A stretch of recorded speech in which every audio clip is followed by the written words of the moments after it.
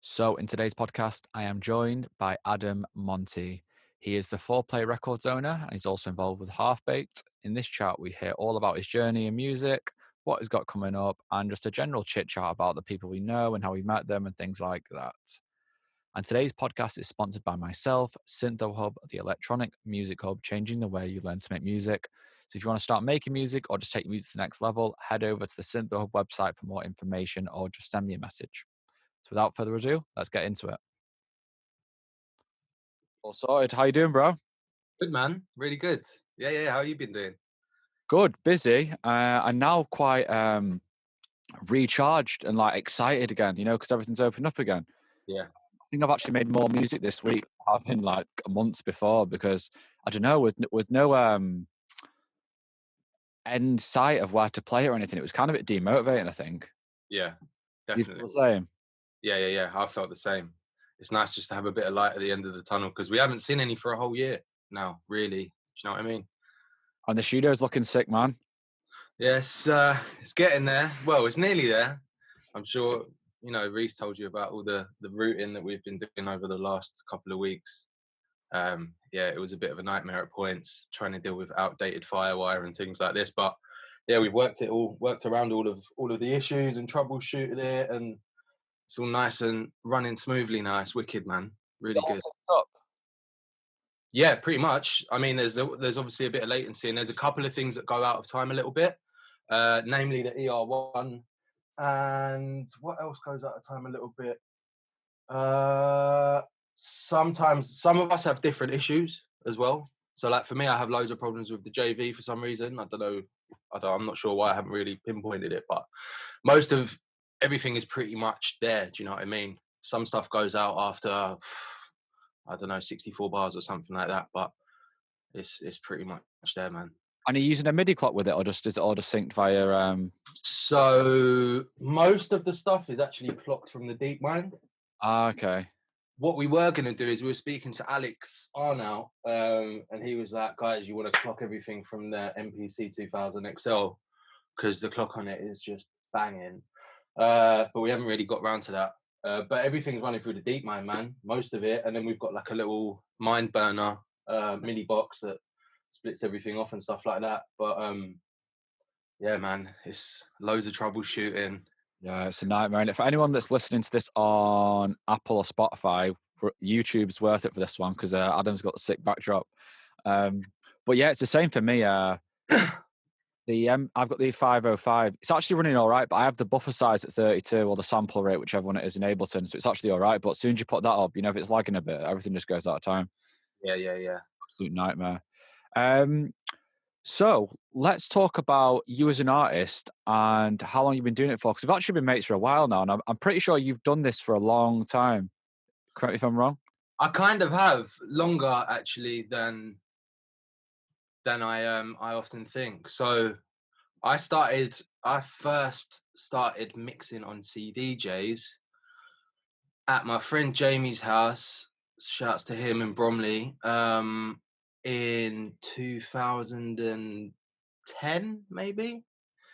Wasn't taking it seriously at all. But like I bought USBs, or maybe it was CDs at that point, because I definitely was burning off CDs to play tunes. I reckon, man. I think USBs was a bit late. And he even had these, I think they were Newmark, and it was a CDJ, but it had an artificial vinyl platter on top. So he had those, and then I think he had CDJ, maybe like the 550s or something like that. I know he had 1000s at one point, but yeah. And I just used to fiend for them. Like I used to burn off loads of stuff, be like, Jay, can I come around? Can I come around and mix? Can I come around and mix? And just be happily mixing for hours on end. Sick. It sort of began. They always did bits them at the start. And was it the Tractor or was it something different you were using? No, it was just CDs. And then I'll try and send you a picture at some point, but he had this like old, it was like a box from Ministry of Sound, and it had dual CD players. So it had 2 CD trays on the bottom, and then it had these tiny little jog wheels and pitches and maybe EQs, maybe not, maybe it was just volume. It was just like this little all-in-one dual CD thing. that's what we first started mixing on. And funny enough, he sent a picture of it to me the other day, and I was like, wow. It made um, me laugh because like them all them years ago, it wasn't even that long ago, but the controllers were shite. They were so shit. And yeah, now you get those Pioneer ones, they're actually unreal for the value for money. Is it like the DJ, you know when it's got the mixer in the middle and it's got the CD yeah, tray? yeah, like those all-in-one units. Yeah, they're actually class as well. I haven't got the photo. I'll post it or something on Yeah, my story yeah, when it comes out. It's mental though. so after that, what was the process like? Because for me, it took me a while to realize like, shit, I could do this actually as a career, not necessarily that thought process, but I knew I could take it further than just DJing in a bedroom. What was the steps between going on that controller to actually realizing like, shit, I actually wouldn't mind taking this a bit more serious? Um, it's really strange actually. For me, it's kind of it's a big story sort of thing for me personally. So I was doing all that. Things got a bit tough for me in my personal life. I was struggling a lot with like substance misuse and things like this. And what happened was there was a guy who I worked with who packed all like knocked everything on the head. And I just asked him for help one day. I was in a bad place and whatnot, and it had been going on for quite a while.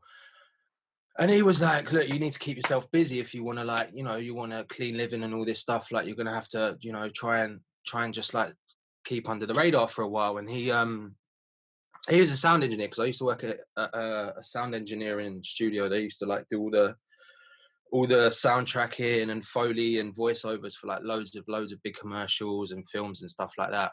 So, but yeah, so he was like, "Look, I know you like your music, and I can tell that you've never really pushed it because I see on Facebook, like most people start playing gigs at this age and stuff." And he was like, "I've got a set of 1210s in my loft that I haven't used for 10 years, and I've got 2 kids now, so um, you can have them for as long as you want until you can afford to buy your own to keep you busy and keep you like helping you stay sober and stuff."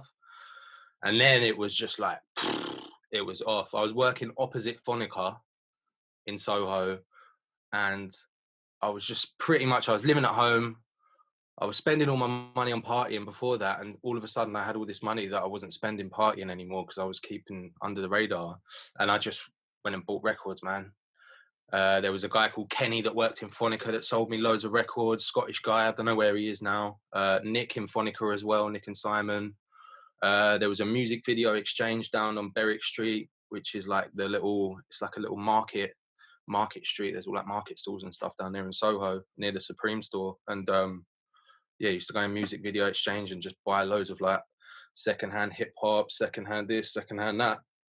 And then it was just a fairly straightforward process of like, you know, started pushing myself a little bit more, started, like you were saying in Reese's podcast, like adding people on Facebook and accepting people from Facebook. Once you have 20 people on Facebook in the music industry, it seems that people add you and people pop up in your people suggested friends and stuff like this. And I ended up playing for a few parties where it was like sell 25 tickets and come and play at places like, I think it was, what was it? There was a place in Shoreditch called the Rhythm Factory. I think that was like one of my first gigs. Another one at Pasha, another one in Bromley back home.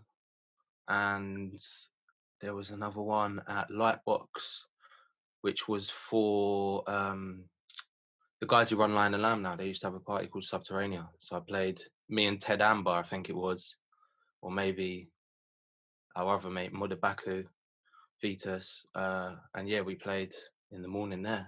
That's like my first gigs. Sick, man. I think it's funny. We definitely connected through that Facebook adding period when you'd kind of added everyone, and it seemed to be a really good.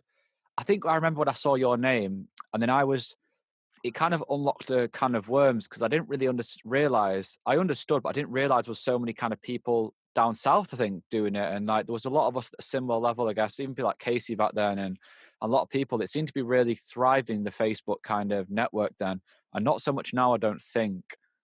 No, I don't think. I don't know. It's hard to tell because, like, listen, without blowing our own trumpets or getting too ahead of ourselves, like we have come a long way from 5 years ago or whenever it was. Do you know what I mean? And maybe there's a generation of artists and producers who are going through that transition at the moment. But like the people that I met, like yourself, like Casey, I met him online.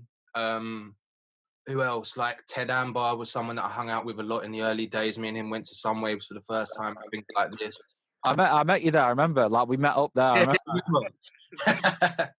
Yeah, there were some funny stories there, man. But yeah, me and Ted used to hang out a lot. Obviously, he's doing really well with Botanic Minds, and it's nice because I sort of always knocked around with a couple of like the more minimal heads, and I was producing a bit more of that sort of style. But then I always hung out with, you know, like other people as well. So it was like Meet Reese and all that.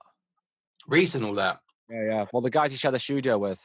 It's kind of crazy, man. There's been like, it's hard to tell just the story of Reese. Yeah, yeah. There's so much before it. So my transition was, well, my journey in the social aspect of it was that I was living in Bromley. Everyone was in East. Bromley's a nightmare to get home from. It's like you either leave early or you get home at 10 o'clock in the morning. There's like, or you pay like 50 quid for a cab. It's just a nightmare to get home to. So I wasn't spending loads of time in East, but what happened is I started doing a show for my label on Hoxton FM, and Hoxton FM was the birthplace of a lot of friendships. I met Sam Bangura and Bruno from Half Baked there, and Greg Brockman. I met all those three there, and obviously I'm tight with them. I met like the Company Boys there for the first time. I met Casey there for the first time. I invited him on my show. We'd never met before. We'd met through Max Casebolt, who had a project. Him, Max Casebolt, and Harry Rayner had a collective trio called Alatura. And I was really digging their music. And then I started talking to Casey and invited him on the show. I met like Jordan Desire there. I met Normski and Dan Formless, Dan was running it, but Normski was sort of helping out a lot and stuff like this. So I met all those people there. The first time I met Reese was in passing at Subterranea at Lightbox that day that I played with Ted or Modabacco. I can't remember who it was. He was playing before us. He was finishing off the party before, and we were starting the next party. And he was there with our friend Harvey, who, funnily enough, I'd met at Tobacco Docks when it first opened on like a New Year's Day 2013, I think, or 2014. And I just went up to him and was like, yo, I recognise you from somewhere. It turns out he was from down Kent way. He ended up being best friends with Reese. They done their thing in Ibiza. Me and Reese bumped into each other a couple of times, but not really on a personal level. And then I went to Ibiza maybe 2015 just to go to IMS, and Reese was at what's the club? I can't remember where it was. I think it was SYNTHO. I went to see Roscoe was playing, Vlad and Christy were playing, and Mandar were playing, and Reese was there with Roscoe. So that's the first time that I properly saw him. But what happened was I was ready to move out of Bromley. I'd sort of was like, right, I need to get out of here. I'd started working for Half Baked, and it was just a nightmare commuting from Bromley all the time. It's costing me a fortune. My mum wanted to get out of the city, so you know, we had a Half Baked party, which was when the football was on and England were playing on a Sunday. Picnic were playing here at Star Lane. Picnic had John Dimas and Julian Perez playing. Their party had overrun. The football was on inside, and it was the hottest day of the year. Everyone was outside. There's videos of it, and John ended up staying longer, I think, and playing with Julian for a bit. And then me, Greg, Sam played. Birds Making Machine played a live set later on in the day. Milo Harvey from Solace played as well. But that day, for anyone that knows, was like the best day, like probably the best party I've been to in London. It was like the whole outside of Star Lane was Ramo, hottest day of the year. Football was on. It was packed.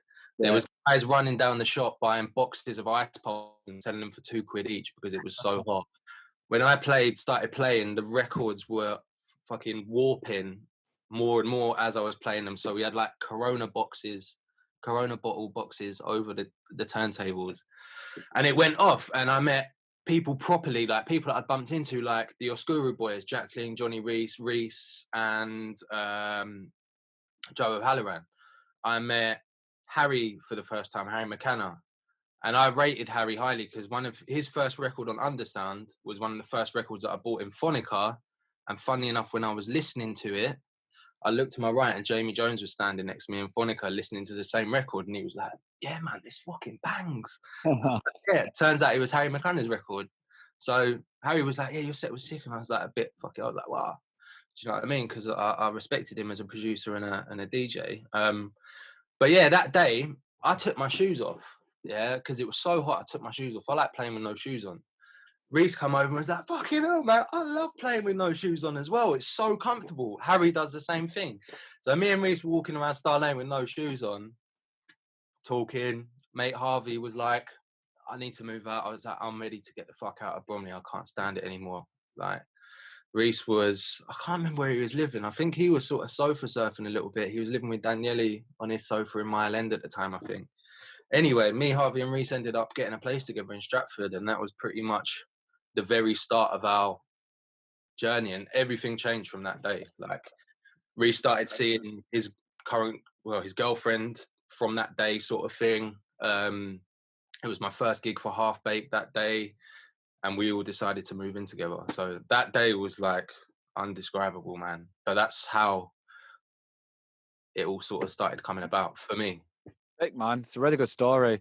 First, few things I want to talk about there is, firstly, I reckon, is the importance of networking.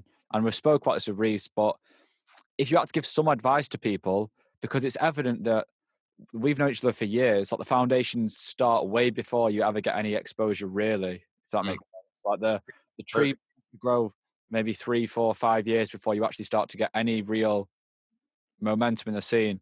What advice would you even give your younger self? So imagine it was your 2015 Adam, in terms of meeting people and networking. What advice would you give yourself, which probably could be transferred to other people listening?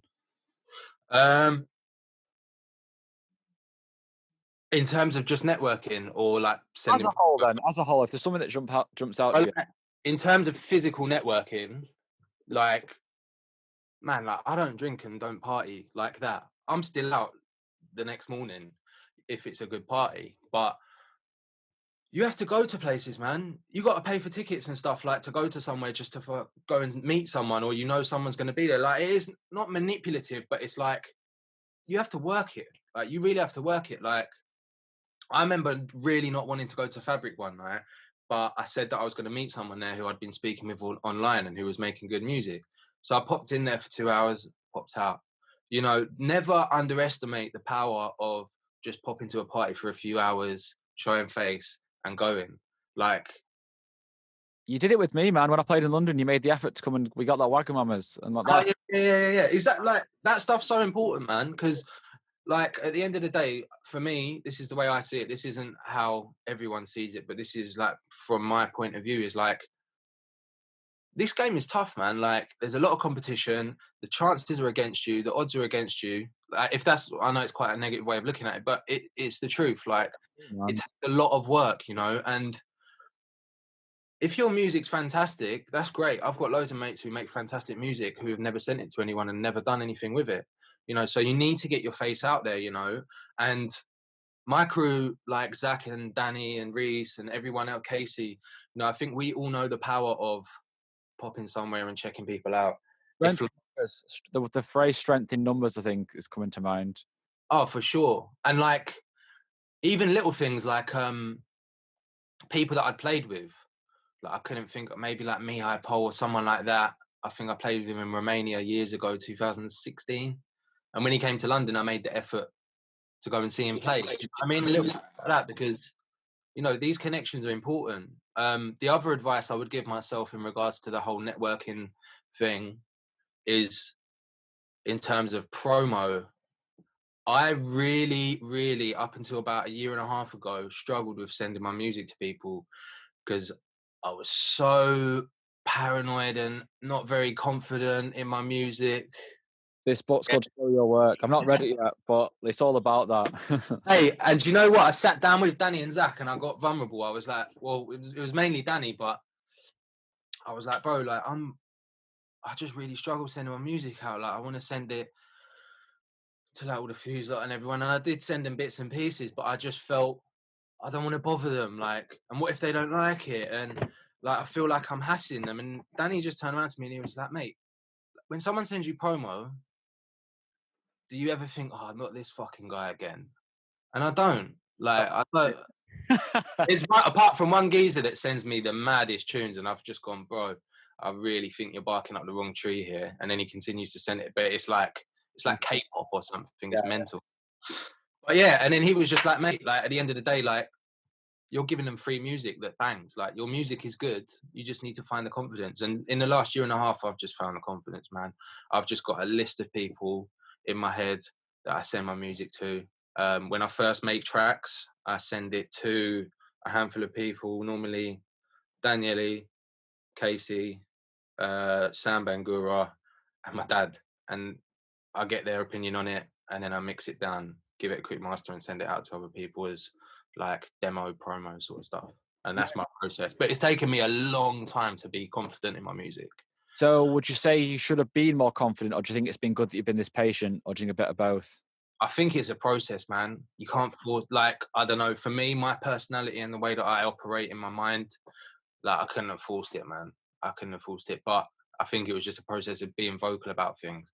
And, you know, like me and Casey have been very vocal and vulnerable with each other in this aspect, you know, where we've spoken about things like social media and how it plays with your head sometimes. Like, oh, if I post this video and it doesn't get over X amount of likes, then the release isn't going to sell well and no one likes the track, and it's just catastrophic in your head. Do you know what I mean? So I think our crew is quite, particularly the bond between me and Casey is quite, you know, like we share our fears. Like when I post something on Instagram now, I turn my notifications off and leave my phone to one side because I can't deal with it. I'm addicted to keep checking it as well. And then it's like, then you determine the post being a success or a failure due to the likes. But if it's something you wanted to post, really, it shouldn't fucking matter. But it's easier said than done, innit? Mate, social media is a marketing tool. It's Like a tool. It's a it's a tool. tool. It needs to be used. I think that I hope I've not spoke about this too much before in other podcasts, but people are getting really confused between using it as a tool and letting it consume their life. Like Mm, it generates a crazy amount of interest in my business, me as an artist, a festival, a club night. I'm using yeah. it monster to grow things, but in a positive way. I definitely do still spend a bit too much time scrolling, but if used correctly, it can be really, really powerful to connect with people. Like we wouldn't know each other if it wasn't for social media, probably, you know? And I think people just get a bit confused. The lines get blurred between mindlessly scrolling and almost using it as like a determinator to your success. Like if it doesn't get this many likes, it wasn't good or whatever.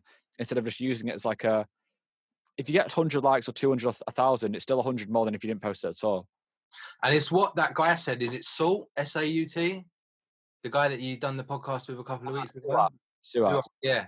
It's what he said that you put on like the highlights when you posted it, when he was saying about, you know, your audience is 1,000, blah, blah, blah. If anyone hasn't watched it, go and check it, because that blew my mind. That was just like, wow, like he couldn't have worded that more perfectly. Like that spoke to me because it was just like, well, He's and for me as well, a little tip is like, I've got a profile that is just a secret profile, and I follow all the cool stuff, like all the arty stuff, music stuff that I like, Ableton lessons like SYNTHO Hub and stuff like this.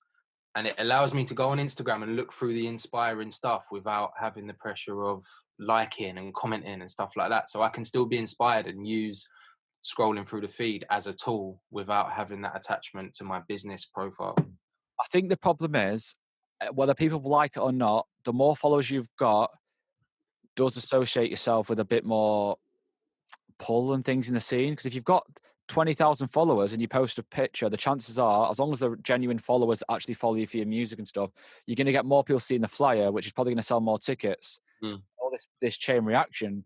And I think, I don't know, it's hard to admit, but I think it's the truth, personally. Yeah, sure.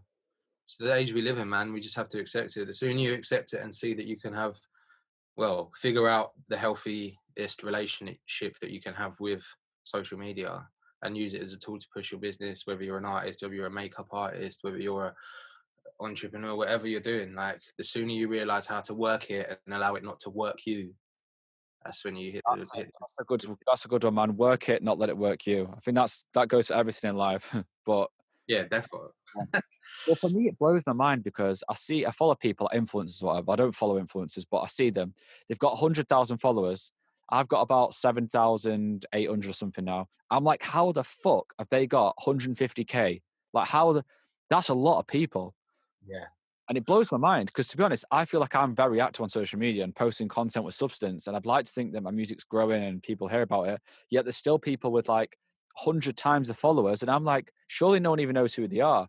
That's the thing. I think, do you know what I've realised from doing a bit of research? I've been working towards some different projects at the moment musically and having a look and just doing a bit of research, like market research on different scenes, like outside of house music, like acoustic, like guitarists from South London and all these sort of like R&B, new age, new wave sort of mad music. But our audience is so small. Mm. Like in the grand scheme of things, like our audience is very small, man. Although it seems very big to us, and you know, when you become a part of it and you start meeting the people who you really look up to and stuff, and it's like, wow, yeah, this is massive. But in terms of like from a business angle, like the underground music scene audience is so small. You know, Yeah, you've got like the Jamie Jones, Marco Corolla scene, which is even bigger, but you can only get so much traction from this scene because the audience is limited. it's interesting because I've started this project with the podcast and stuff. Even though the scene's niche, it's kind of good because it's not oversaturated. It kind of works both ways. Do you know what I mean? Because something's more niche, it means that no one's really doing this. That's why I was like, it could be a good project. And my aim is to hopefully, like the SWAT podcast, that will be helpful to anyone walking down the street. And I want to try and get like what we're talking about now as well. Everything we spoke about it's relevant to any industry and try and create something which is not just restricted to house music or whatever we want to call our scene because like you say the audience size is not that big really. I've lost you a sec there, I think, mate. Can you hear me?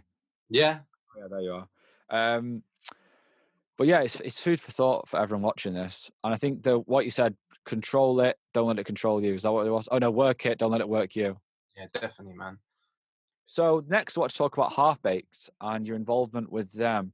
For anyone listening that doesn't know what Half Baked is, it is one of the probably the best nights in the UK really, and best brands, I would say. FO. Going for about 10 years, if I'm correct. Yeah, it'll be the 12th year this year. Oh, fucking hell. So Yeah, that's a 10 long years. time. Yeah, it's a long time, man. And I've got so much respect for Bruno, who runs it, who also owns these studios, and rents them out to us. And obviously, Sam Bangura does a lot of work behind the scenes. And the whole crew, man. Greg Brockman, Robin Ordell. There's a bunch of other people who have always sort of gravitated around the Half Baked crew and been part of it and whatnot.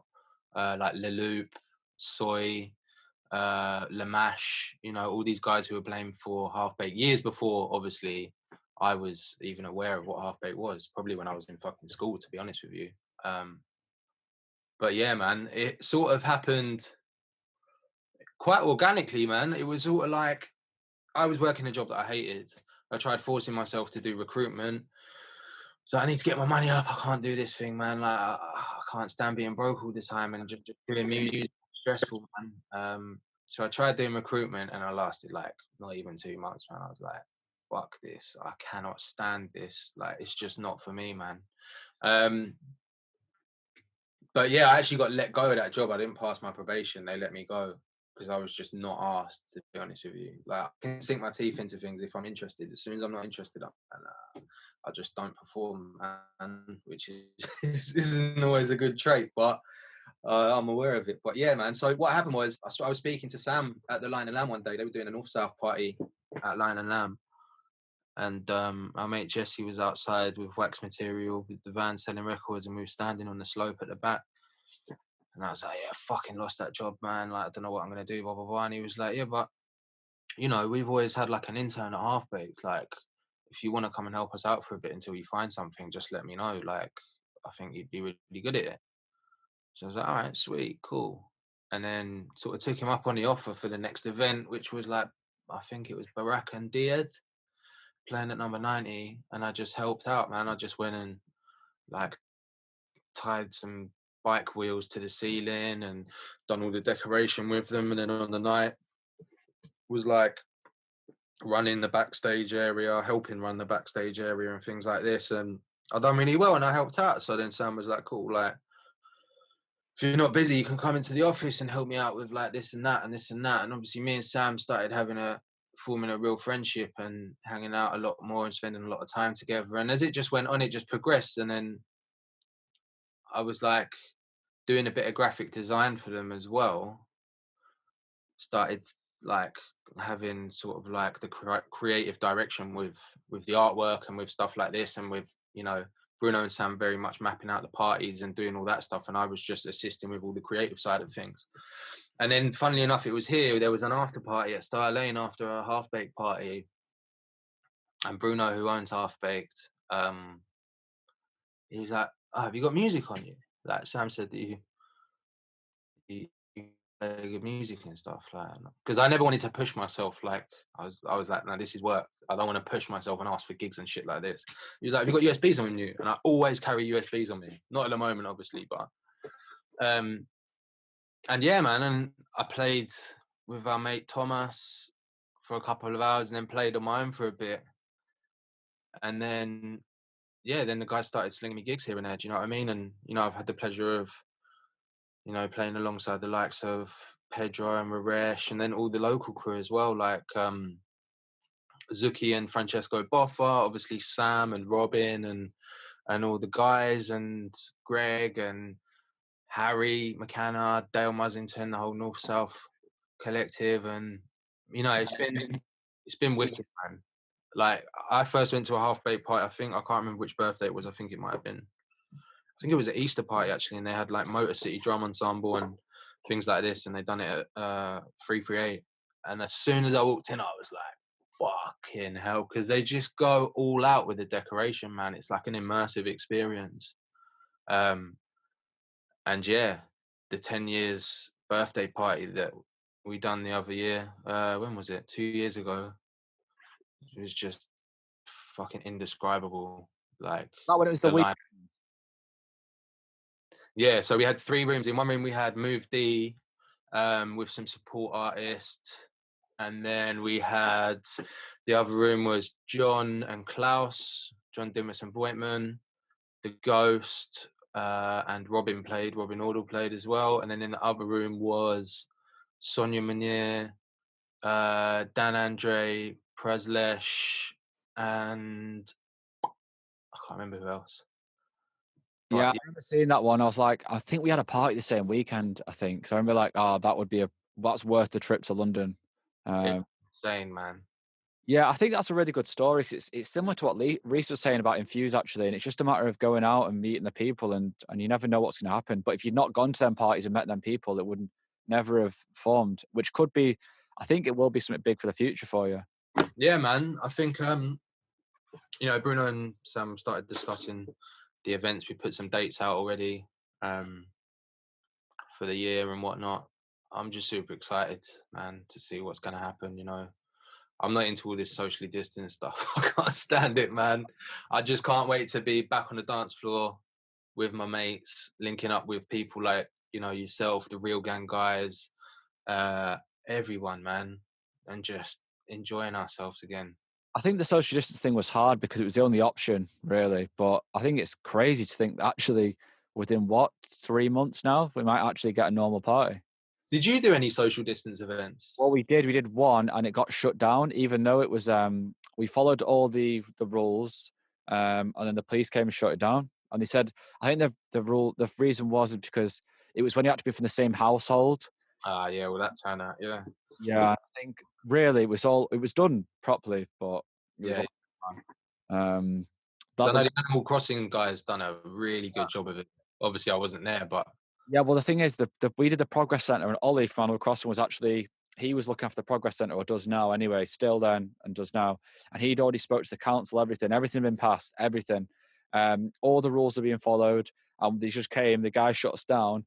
We got an apology after it, like the week later or something, because they unlawfully shut it down, because it had already been pre-agreed, it was fine. Then the week after, there was a party there, so we ended up losing the party. Obviously, it was sold out and that. Got shut down for about 2 hours.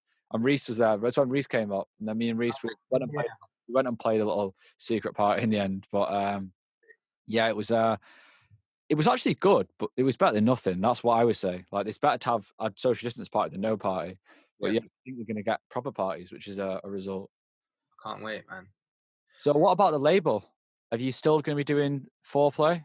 Yeah, man. So at the moment, the last release was Munir Nadir, with remixes from Benson Herbert and Oshana. And then I put out an EP on a separate series which had remixes from Sam and Bushwacka.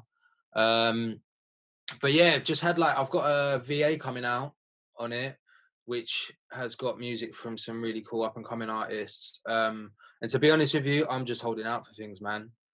I'm just holding out for things like just waiting for parties to start again. Held on for a little bit, changed some of the tracks around as well. But yeah, I just don't want to rush into things, man. I'm very much like I've done that thing in the past. I've rushed into like releases and stuff like that, and they haven't done as well as they have when I've just been a bit patient with them. But yeah, man, I'm just trying to be I'm super open with the guys and just like, look, are you guys cool to hang on for these tracks for a little bit, and then we'll go from there, maybe in the summertime or something like that, and just gauge it. There's loads of delays as well at the moment, obviously as well. Yeah, Which it's a nightmare, man. We're about what's annoying. We sent off the Yumio 4. It was like last October, and there was a problem with I only sent off for 200 copies with Gemma, and then DJ were like, we want to do 300 because they've been selling really well, the records at 300. We've done a repress the last two anyway, so we had to send back off the 300. Didn't come through till halfway through January. So now the track's like a year old. It's happened again. You know, like these things where it's like, God's sake, because I'd made the tracks and I was like, right, these are coming on my own label. I don't have to worry about the whole delay thing because there's nothing worse than losing that buzz for the tracks. You know what I mean? When the tracks, by the time they come out, you're like, oh, I've heard them about a million times. But fortunately, because there's been no clubs open, well, unfortunately, but fortunately, I've not really rinsed the tracks that much anyway. So they're still pretty fresh because I've not played them in the clubs. Yeah, so they only end up getting sent off the end of January in the end, and they're saying 8 weeks minimum. So it's like 8 weeks means 12, I think. And then if it's 12, it's just annoying because we really want to get ahead of it with the label. And like Locust, for example, they're really on top of it now. They're doing one a month, and that's what we want to do for you and me because we've got the music there. But there just seems to be, I guess, having a label manager helps as well because even though it's not mass amounts of work, when someone's got their eye on it complete all the time, it helps it tick. But yeah, it's just more delays, which is fucking annoying. it's tough, man. I know that with Half Baked, there's been a release pending. Well, the last Einzelkind's Arno's EP got held up massively, and the next one has just been delayed for ages, man. It's Why? been What is it? Do you think that causes the delays? Because I don't understand. Because sometimes tracks get delayed, and then something else comes out before it. Is it because like they create the thing and then there's I literally don't have a clue what. to be honest with you, I've thought about a couple of things. And I've heard a couple of things, some of which I think are just bollocks. I've sort of had a look into them and just to try and work it out. But one person was telling me the other week about how that they think that possibly the distribution companies are bulking up their orders to send to the UK because of the import tax. But that's irrelevant because you don't get It's the same, surely, yeah. it's by how. Um, and then as well, like there's just I don't know, man. It's just delays. I think personally that maybe the distribution companies have dished out too many P&D deals, and they're having to Yeah. rejiggle things around and put their best clients first, and trying to work out a formula in which they lose the least money because there's so many P&D deals flying out, man. I know, and I think not no disrespect to some people, but some people tell me they've got them, and I'm like, fucking hell, your records aren't going to be flying off the shelves. So you think like surely for DJ it's not a good business model. Admittedly, our releases didn't fly off the shelf the very first You and Me one, so it's like in hindsight, like it wasn't a good business deal for DJ because it took about a year to sell. But now our records are selling, so it makes well more sense. But I guess DJ have got to put trust in people because that's how labels begin with, I guess. So I Sure. probably got to backtrack on what I said there because everything has to start somewhere. But as a business standpoint from DJ, there must be a lot of stock just sat about. Yeah, definitely. There must be. Yeah, for people listening, a P&D deal is when you don't pay for the records up front; you just get your cut of the records, which is I think nearly most people seem to do that now. But I think if you pay for your records up front, they're actually much quicker. I reckon so. Yeah, it's more of a transaction, man. Like I know Jordan Dessar, he lives around the corner from me. He runs Equal People. He's making some sick music at the moment, like proper breaky stuff and garagey and what have you. But I was talking to him, and he does everything indie. Like he does everything independent. So he pays for the records to get pressed, and then they get sent to his house, and he's just got them all, posts them out personally. And he's done really well. Sells them on his Bandcamp. I think like a few of the stores take some. Um, but yeah, he was explaining the process for him, man, and it's just like it's so much more streamlined, and you've got so much more control. But obviously, you've got the costs that you need to pay out for. Any stock that's sitting in your house is, you know, if the release doesn't go well, you know, you're losing your own money. But I think having that pressure helps you to come outside of your comfort zone and push your shit in a way that maybe people don't do as much when they've got a P&D deal. I was going to say, I think that's given me some food for thought that maybe that's an option for what we do for you and me, because one, it'll make me much more selective with the releases, but in a good way. And I think to stop the delays, I think we're going to do some EPs just digital as well, because we don't have to wait for vinyls to be pressed all the time, because it's just a fucking joke. Yeah, I think it's hard to get labels to get real momentum if you're only doing like 3 EPs a year. Like the labels that you see getting really good traction in the charts and things like that and getting a real following are the ones that are doing a release every month or every 2 months. yeah, But yeah, that's actually I've actually forgot about that you can actually just pay for the records up front. What do you think the time is there? About 4 weeks? yeah, 4 to 6. But there's still delays at the moment. When Like, I you, know a couple of people are waiting 8 weeks at the moment, and they pay for their shit, but that's very rare. and then you Um, start with all the records though, and the shipping's that's a day's work in it. Sending them all to the distributors then. yeah, definitely. I mean, just get a label manager, man. Label manager, someone who can do that stuff for you, you know. But obviously, it's a cost. It depends where you want to go with your label, man.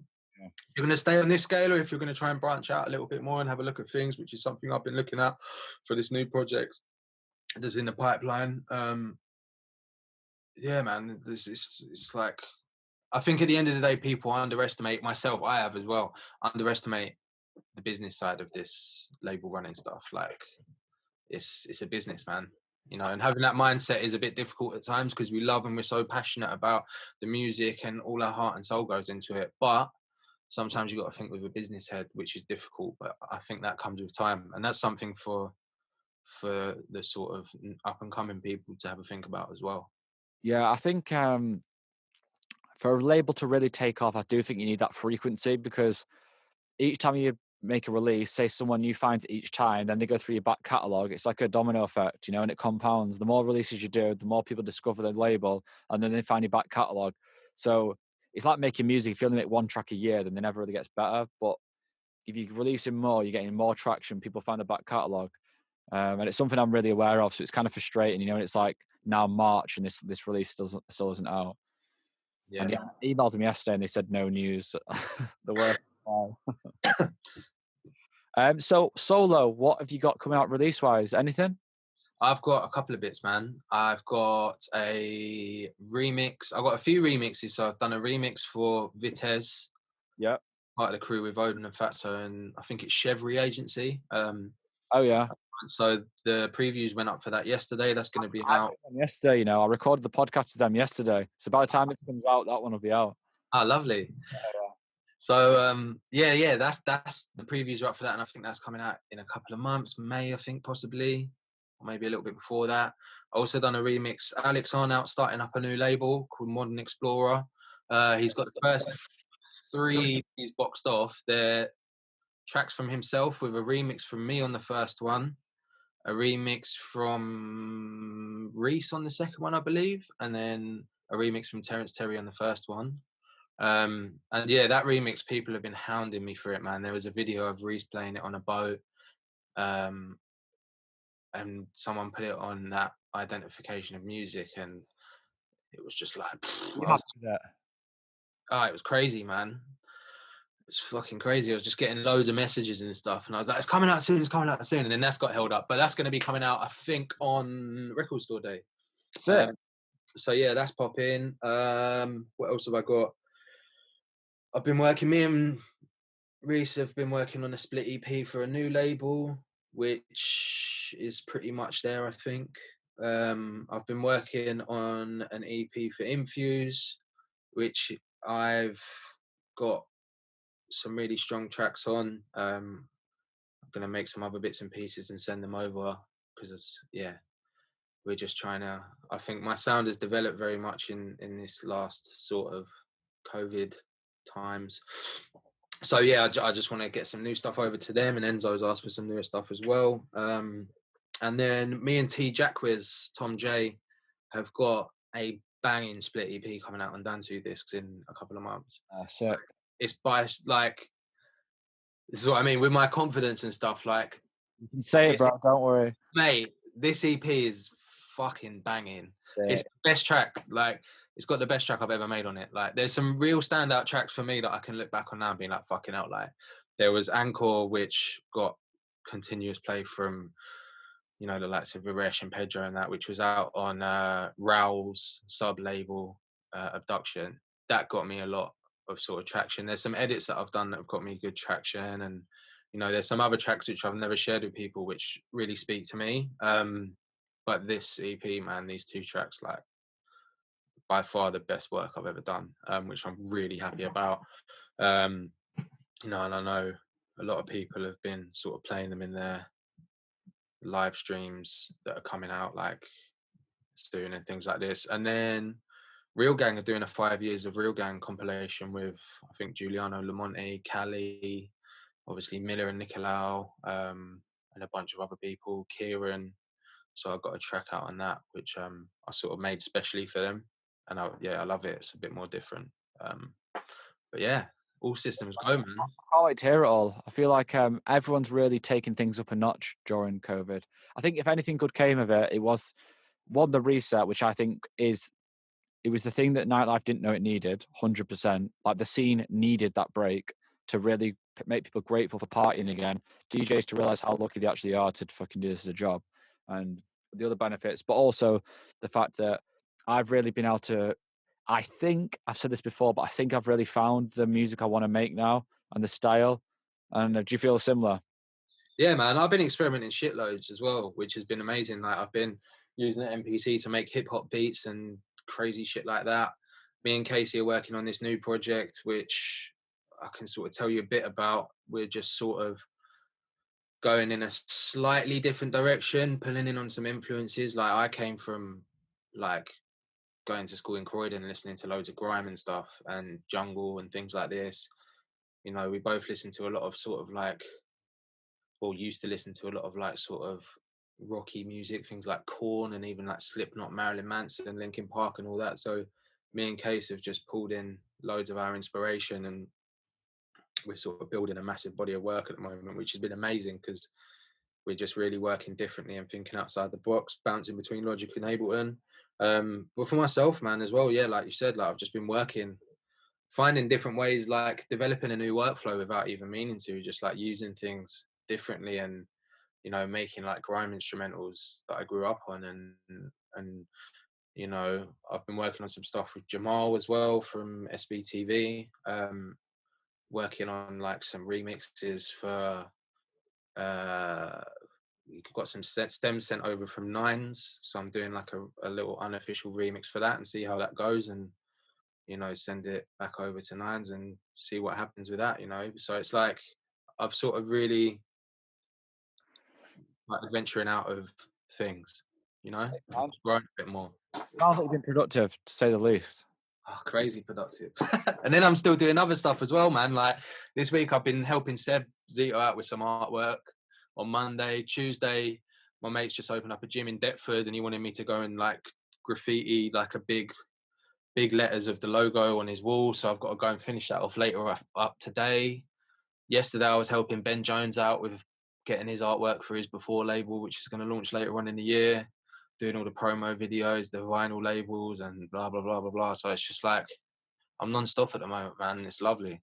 Yeah, man. Best way, I think. I think it makes you feel much more fulfilled. I think when it's just like going from one thing to the other, it can get a bit crazy, but I think ultimately it's good to put your head down at night. Like that was a good day. I think as well, like something that's been very beneficial for me as well is I don't know if you've experienced it a lot in lockdown, but you know, I've had little dry spells where I've struggled with things, and you know, doing things like just coming into the studio and not going right, I'm going to make a track, but going, I'm going to learn more about the MPC, or I'm just going to build some atmospheres on the DeepMind, or if you're using Omnisphere or whatever you're using, just trying to spend time when you're having a mental block to learn your plugins and learn your hardware. And as well, collaborating with people, man. Like, I find that when I'm having a dry spell with my production and I'm just struggling, producing with other people, man. Like, there's been so many collaborations for me in the last sort of year. Me and Coco have made some banging tracks. I think we've got 3 tracks. Me and Casey have made loads. Me and Reese have made a couple. You know, my mate Ben, who I went to school with, amazing pianist. Me and him have been working on stuff. You know, I've been teaching some lessons as well and seeing the progress for people in that. That sort of can be a bit of a collaborative process as well. So yeah, I think collaboration, you know, and it's just, yeah, it's beautiful seeing people grow as well, as I'm sure you see people grow in their production skills, you know. And it's nice to be on the other side of the fence, you know, coming from a more, you know, being of use to someone else. Yeah. I think collaboration is one of the things I did that's I learned a lot from. Even now, because everyone does it differently, and I think that's one thing for aspiring producers: try and create your little network, and then try and make music with each other as well. Because Mhm. someone always is different to you, Yeah, always. I think being actually in the studio as well with someone can help even more. It's all well and good doing online collaborations, which is helpful as well. But when yeah. you know someone works, it's even better then. Yeah, man. When Coco came and stayed, I think he stayed at our house for like a week, and then he stayed at Casey's for a week. He was playing for the Appetite Boys at their social distance party at the Cause, and me and him came in 2 nights in a row here and got these 3 tracks nailed. I also made a track with Ant Di Francesco, which is insane. I don't know what we're gonna do with it. That was about a year ago, and yeah, being in the studio with people is, I fucking love it, man. Some people I struggle to work with at times, but you know, I think it takes work usually for me. I've got to kind of get to know how to work with someone. Like me and Alfie, I love making tunes with Alfie because we've done so many now. And it's, I think, I spoke about this Odin and Fatso actually, that the more you make music with someone, you kind of know what each other's good at. So you don't try and do everything. I think to begin with, sometimes it can kind of like, you want to try and show off what you can do. So you try and do everything. Like, I can do that. I can do that. When you start to learn what someone else is good at and better than you at, you're just like, right, you can just, whatever, do the synths on that section. Like Alfie's really good at kind of writing top lines and getting the right sound. So I'm yeah, just like, God, just do that. And then he knows what I'll be good at. And it's kind of instead of being like a tug of war, you're just pushing in the same direction.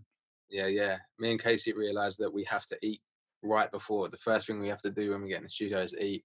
Otherwise, we get all stressed and restless. And then we normally start on Ableton, get like a body of drums and some nice atmospheric pads and stuff, and then we bounce into Logic, and then he does his like bass line, backwards hat, whatever. Then we bounce it back and forth, man. It's fucking sick.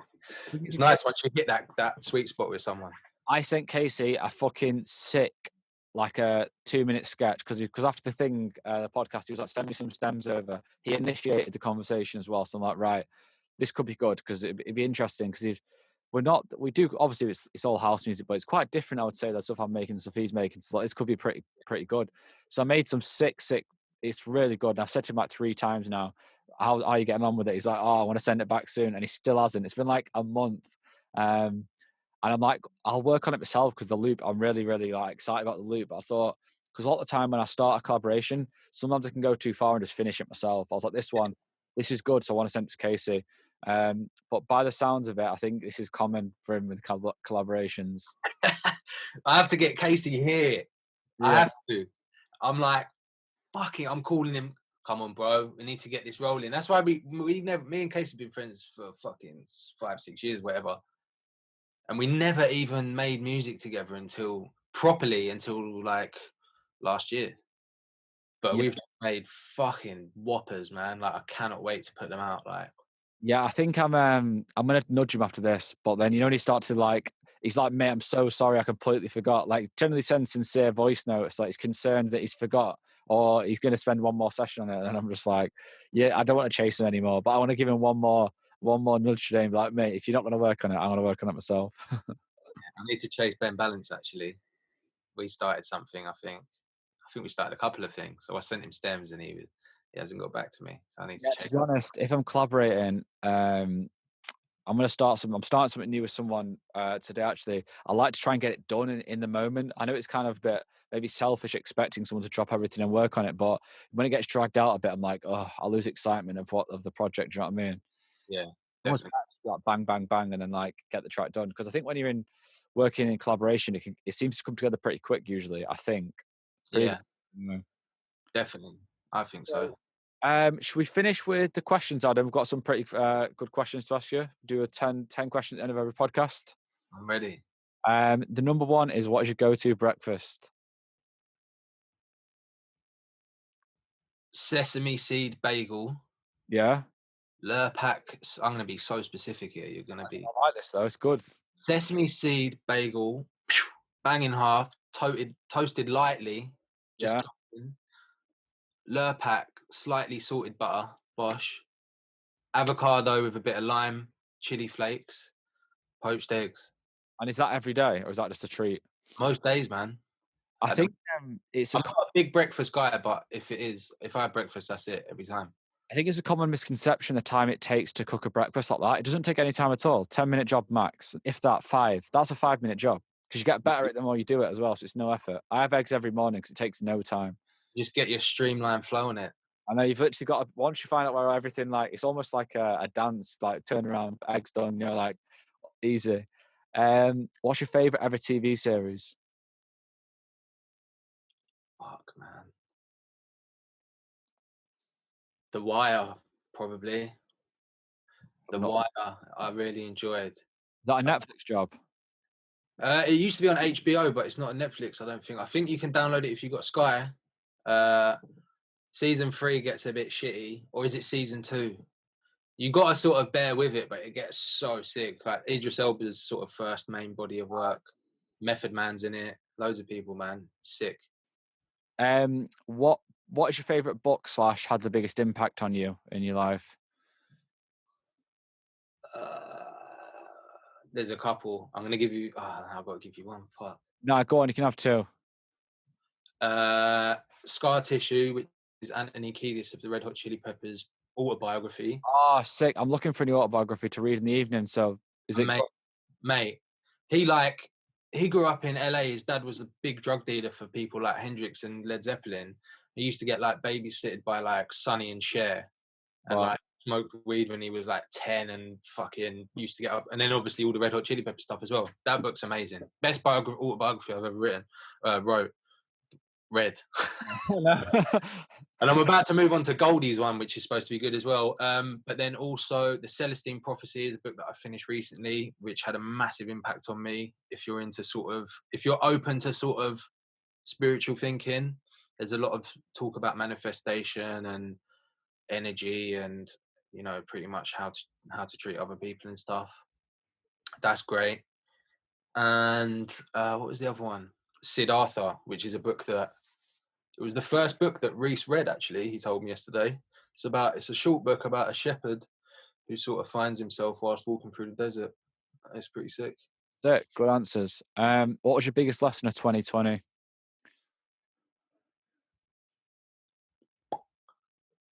Believe in yourself. Good one. Solid. What's your favorite quote? Oh, what's that Andrew Everall one? Fail we may, sail we must. And the story behind it is, as I found out a couple of weeks ago, Andrew Everall had a gig in Wales back in the day, and he was getting a lift to the gig from a Yeah. fisherman's son, who was telling him a story about how they were stuck in like a massive storm in the middle of the sea and it all went tits up. And this fisherman's dad just turned around and said, fail we may, like we failed, but we must continue to sail we must. And then Andrew Everall got it tattooed there and there. And I think that's wicked. Whatever happens, just crack on. Like, That's a good saying. I really like that. I think that'll be staying with me. What is your Nando's order? me and Casey went to Canary Wharf, and what did I get?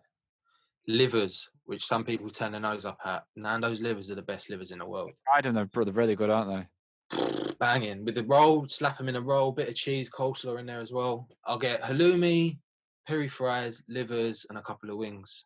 Fucking hell, no half measures. You get no man, you got to go all out. You do. I actually might get a Nando's today. Now I've thought about it. I've not had one. What's your guilty pleasure? I'm not gonna tell you the real one because it's terrible, man. Yeah, I've had. Mate, I got caught singing Backstreet Boys in the shower yesterday by Daniele, and he's got a video of it, and he was going to put it up, so I feel I may as well tell you that now. So when the video goes up, You I got won't be embarrassed. Huh? a Backstreet Boys fan? No, not really. I was into like when I was that age, I was like skateboarding and stuff, so I was into like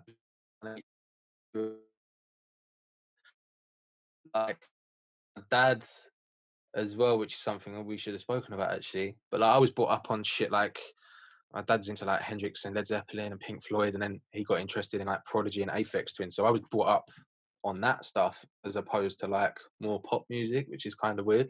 Let's talk about while we're there, because you did actually mention it. Is your dad into his tunes then? I take it. Yeah, man. So my dad, like my family's been in Brixton in South London for 100 years or so until Wow. my dad was born, and then they moved to Dulwich, which is a little bit just towards Crystal Palace. So I grew up all around South London, and my dad's always been into music heavily. Played guitar his pretty much since he was like 15, and he is pretty much like my biggest source of inspiration. Or like I owe all my musical path to him and my granddad. My granddad was like massively into jazz, so he passed that down. My dad obviously into like really obscure rock bands. If anyone's into like, I know Danny Mac from Liverpool, I know he's into some fucking wicked music that's sort of like psychedelic rock. Things like Ozric Tentacles, Led Zeppelin, Pink Floyd, loads of like mad obscure sort of bands from the 70s. So I was brought up on that. And then I remember my dad coming back from Brixton Academy, and he'd been to see the Prodigy, and he got like a Prodigy t-shirt, and I was like, what's this music? I must have been like 6. And he played me the Fat of the Land album, which is the one with the crab on the front. And there's just like, I remember listening to, there's a track that goes like, oh my God, it's the funky shit. And it's a fucking banger. It's got a sample from like the Beastie Boys in it. And then from that, I started learning about sampling, you know, like Googling shit. Oh, that's the Beastie Boys. Oh, the Prodigy sampled this, Prodigy sampled that. And now I'm like a super nerd. I've always have been for like hip hop, especially. Like I listen to shit like most of the time. If anyone follows me on Spotify, like, and I have my thing on with what I'm listening to when I'm not listening to Backstreet Boys, I listen to loads of 90s hip hop, man. Wu-Tang, everything like that. Eminem, obviously. Things like Daz FX. I was speaking to Locklead actually from Amsterdam about it on Instagram a while back because he was talking about, I think he put something on his story. But yeah, man, all old 90s hip hop. Then I went to school. I was living in Bromley, and I was going to school in Croydon, which was, I was always sort of like the other side of the tracks. But, you know, there was lots of like grime influence at my school. And me and my mate Ben, who I spoke about before, the pianist, he got Fruity Loops when we were in year 8. So what, 14, maybe 13. And he started making grime beats. And what we used to do is he used to make the beats. I used to burn the CDs off, and I used to go on LimeWire and find all the newest grime beats. Used to burn the CD off and go into school every week. And there was like in the language unit, like where everyone learned French and German. They're like these, I don't know if people remember them, it was like a big red box with a massive speaker on it and a CD tray in the top, where you'd like learn the Spanish or the French or German CD. And we used to go in there and nick it, go and hide in one of the rooms. All the boys from the estate, like in Croydon, and like some of the other boys who went to school with us would come in, we'd nick microphones, we'd supply the beats, and they'd have like grime battle raps against each other. Like my mate Josh, who funnily enough now is like a championship boxer, Josh Bushwacka. So he went to my school. Another guy called Joel Compass, who I grew up with at primary school as well, who now makes tunes for like the R&B singer Bilal, I think. He's like a music producer, ghost producer sort of guy. But yeah, that was the journey. So then I got into grime and then into jungle and then sort of came out into house music, man. So that's pretty much my little timeline of music, man. It was crazy. Had a big part in that, do you think? Pardon? That played a massive part in all that. Oh yeah, for sure. Like my dad's like he's retired now. He lives in France. He's got a huge loft which he's converted into like a performance sort of studio. So he's got a band with my dad's like 56. He's got like a band with some French guys and some English guys that live over there in France in the middle of nowhere. He learned how to play drums. He started learning probably 2006, 2007 maybe. So he like played drums. He was calling me up the other day going, Ads, how do you what audio interface would you recommend for me? I want to start recording my drums because obviously we can't fucking see each other. Me in the band, so I want to like record my drums. And he's got like I think it's the same desk as yours. Is yours a Soundcraft? Yeah, the Ghost. Yeah, the Go. I think he's got that desk with the meters at the top. Yeah, yeah. And he mic'd up his drum set and he's been recording that. And it's weird because I've been getting like all my normal promo, and then suddenly now in the last few weeks I get like, Pete Monti has sent you a WeTransfer file, and I open it and he's like sent me the drums that he's recording and shit. So that's pretty sick. And one of the band members, you are? Operation's got to be on the cards, surely. Oh, mate. I think me and Casey used a break that I recorded when I was at his. I recorded a break beat, and I think me and Casey used it in the track. And there was another track that I put out where I got my dad to read Matthew Herbert's book, and then I used it as a sample. I like sped it up and slowed it down on a tape delay thing and shit. But yeah, and then man, one of his bandmates like left a synth up in his loft once when I was over there. I can't remember what it was. It was this weird Valve synth keys. I think it was an old Korg, and I just sampled the shit out of it when I was over there. But yeah, I owe everything to all my musical sort of stuff. My sort of path into this, I owe it all to my dad and my granddad, man, for sure. 100%. So the last question I've got for you is, what do you know now that you wish you knew then?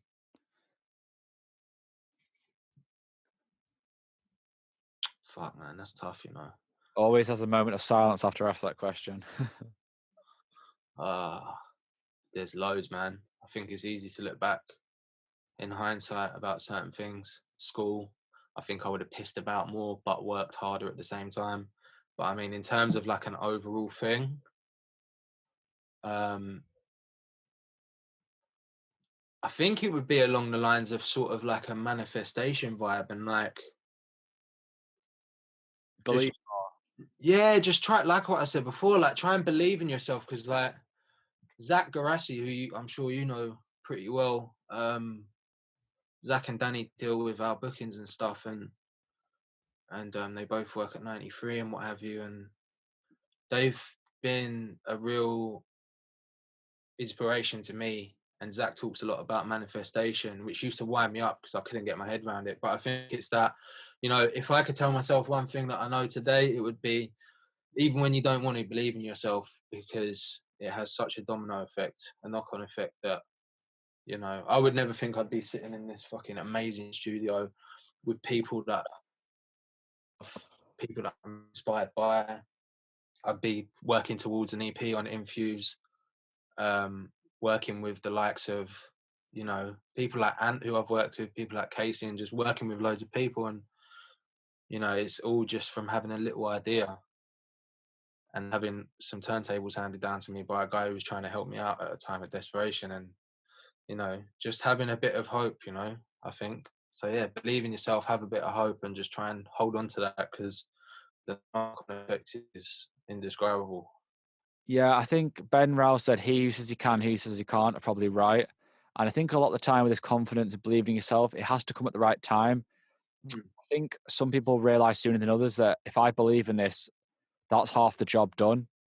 If you can believe in yourself, you can do something, that is generally half the job done. I think until you truly believe you can do something, you can't really expect other people to believe in you. Yeah, man, definitely.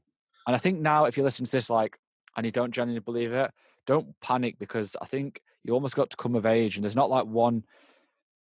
I don't know. I don't think there's a defining moment where you're like, right, I can do this. I think you start to kind of grow into the person you want to be, and it's just patience and keep telling yourself I can do this. But I think eventually you need to really truly believe it.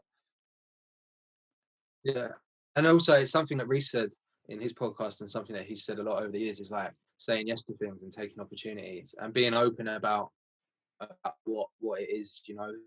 Like, you might not want to collaborate with some random guy, but just fucking do it and see how it pans out. Like, I had a very strict thing of like, by the time I'm 30, I want X, Y, Z, blah, blah, blah.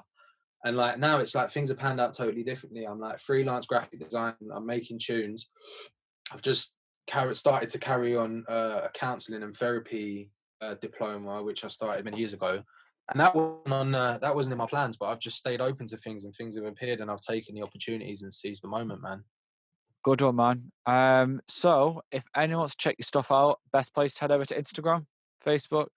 Instagram, Facebook, SoundCloud. All my releases are on there, all the new stuff. And yeah, man, just hit me up. I'm always sort of pretty, I'm trying to be less active on Instagram, but when people reply to me or send me a message, I'll get back to them, man. No matter who it is, try and give everyone the time of day, man. Respect, man. Thanks for coming on, mate, and we'll stay in touch. I'll send some tracks over, and send me some of your new ones over as well, because I've not heard them. Oh yeah, I will. I'm gonna bounce some shit now, so I'll send it over. Have a good day, mate. I'll catch you in a bit. Boom.